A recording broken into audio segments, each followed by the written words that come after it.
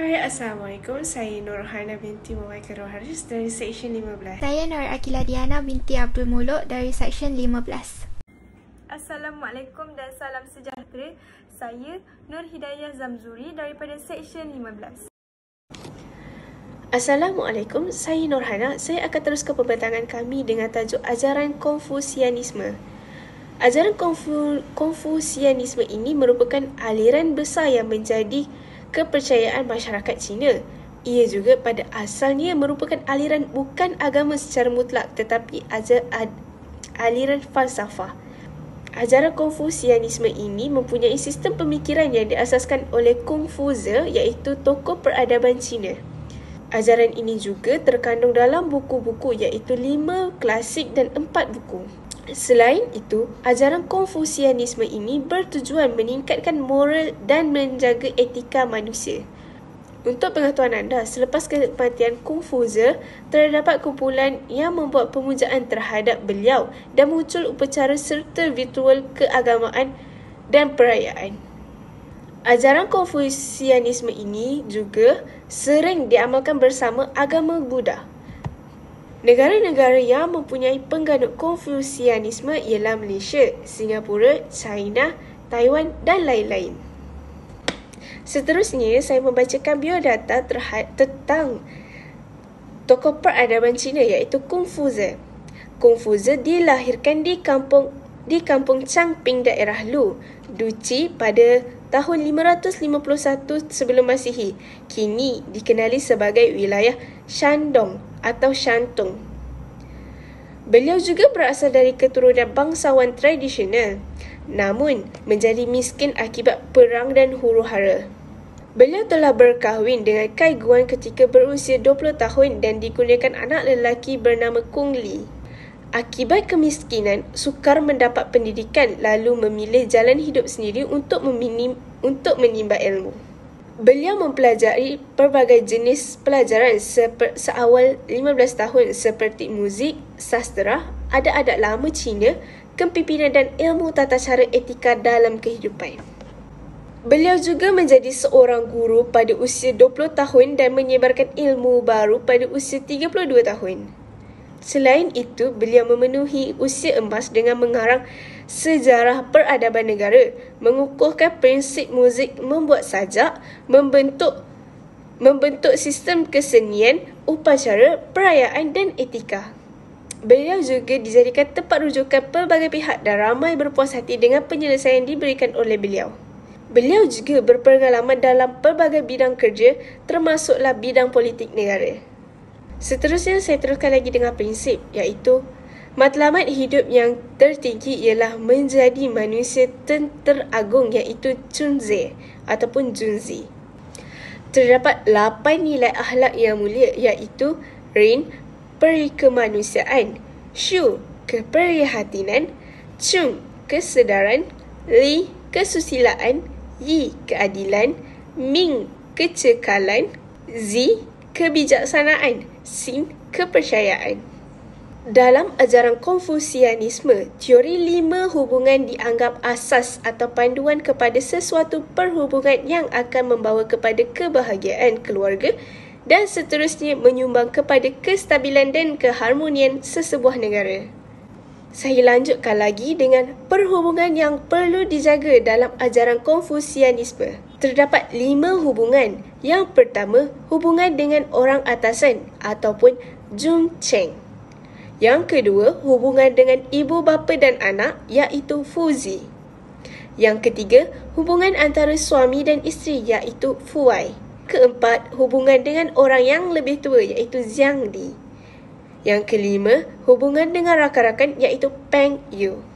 Saya teruskan lagi, dalam ajaran Konfusianisme merupakan ada ketaatan anak, iaitu penghormatan yang patut diberikan oleh seorang anak kepada ibu bapa. Dalam ketaatan ini juga menitik beratkan konsep pemujaan dan penyembahan terhadap keluarga, terutamanya nenek moyang yang telah meninggal dunia.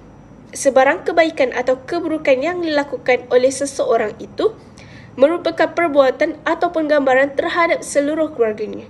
Hal ini boleh dikaitkan dengan satu peribahasa ataupun satu perumpamaan orang Melayu, yang mana anak-anak itu adalah cerminan kedua ibu bapa ataupun bagaimana acuan, begitulah kuenya.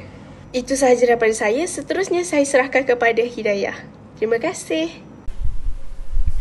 Taoism.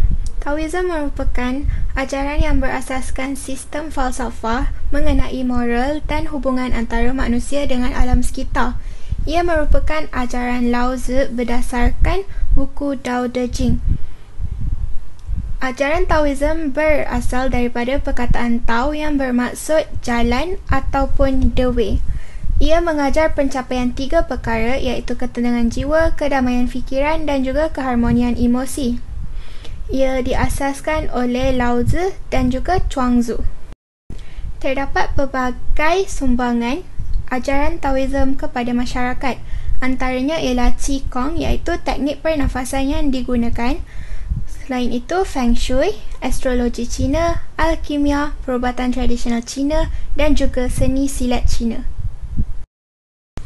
Seterusnya ialah pengasas Taoism iaitu Lao Tzu. Beliau merupakan seorang ahli falsafah kuno yang hidup pada abad ke-5 sebelum Masihi. Menurut kitab Tao Te Ching, nama asal Lao Tzu ialah Li Er. Gelaran kitab Li Er bermaksud budak tua.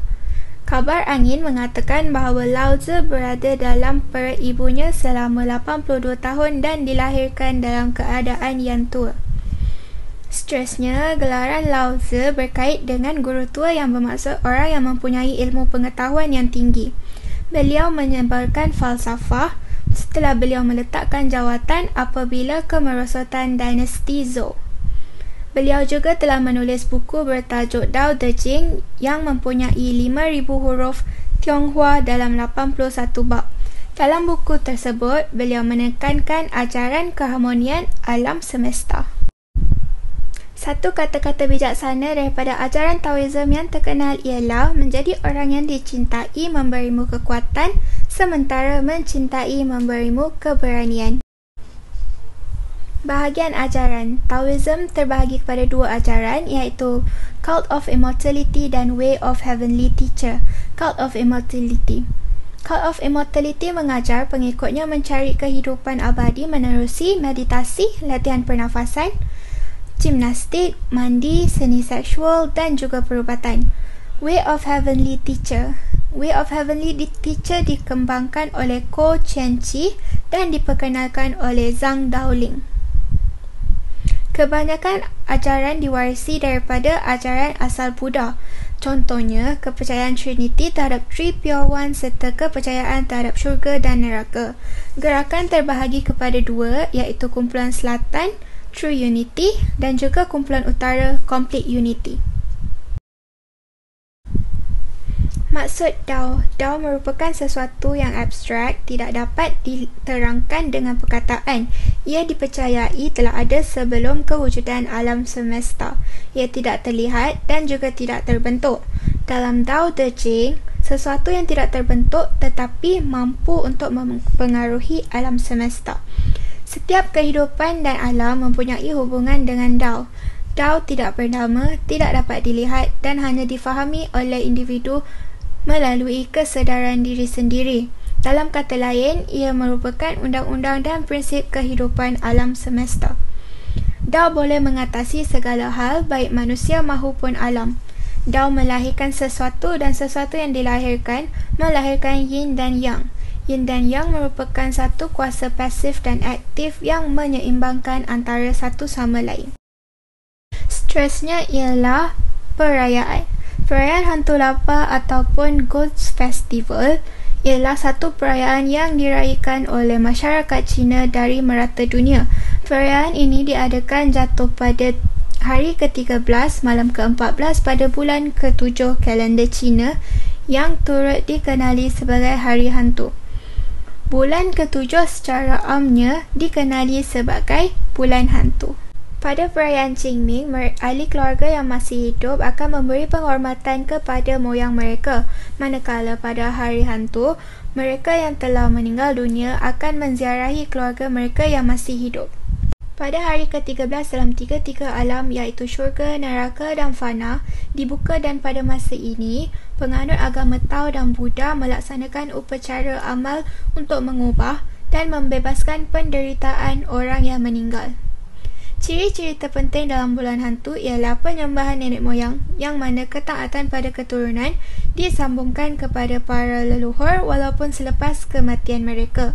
Kegiatan yang dijalankan pada bulan ini termasuk menyediakan persembahan makanan secara tunai, pembakaran wang neraka dan bungkusan yang mengandungi kain untuk memberi penghormatan kepada roh-roh leluhur yang menziarah mereka. Baiklah, seterusnya yin dan yang.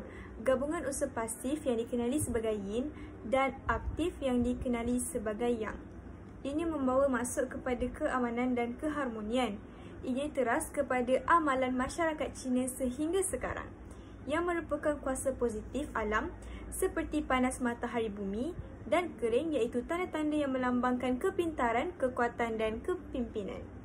Yin melambangkan kuasa negatif alam seperti sejuk, bulan dan lautan yang melambangkan sifat-sifat lemah, gelap dan pasif. Taijitu merupakan simbol tradisional yang melambangkan kuasa yin dan yang. Yin membawa maksud feminin, yang membawa maksud maskulin. Warna putih mewakili yang dan warna hitam mewakili yin, menunjukkan keseimbangan antara dua kekuatan. Seterusnya kita akan bincangkan tentang unsur agama dalam Konfusianisme. Ianya wujud selepas kematian Kung Fuzi, kemunculan penyembahan terhadap Kung Fuzi dalam sambutan hari lahirnya. Kung dianggap sebagai nabi pertama dan Mang dianggap sebagai nabi kedua. Oleh itu, wujud tempat pemujaan dan kuil-kuil. Kuil-kuil dibina sebagai bukti aliran Konfusianisme bertukar kepada satu bentuk agama. Seterusnya adalah perayaan Tahun Baru Cina. Perayaan Tahun Baru Cina merupakan perayaan yang paling penting buat masyarakat Cina. Persediaan dibuat sejak hari ke-24 pada setiap bulan 12. Rumah akan dibersihkan dan segala hutang piutang perlu dibayar.